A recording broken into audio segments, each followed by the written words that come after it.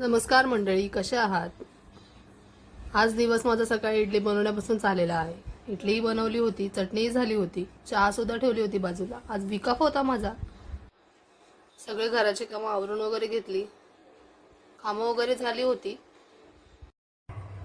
आज weak of होता म्हणून हा आज बेत केला होता. डीमार्टला सुद्धा जायचं होतं. ठरवलं होतं आज जाऊन राशन वगैरे सगळं भरून घेऊया. मी तयार झाली होती, मिस्टर आणि बाबू सुद्धा तयार झाले होते. त्यामुळे आम्ही तिघं निघालो होतो डीमार्टला.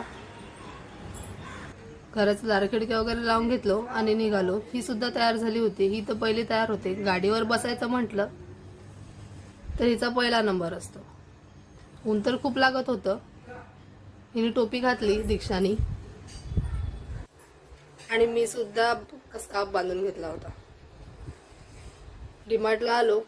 गरजेच्या जेवढ्या सामान असतात, गोष्टी असतात, राशन वगैरे ते भरून घेतल्या.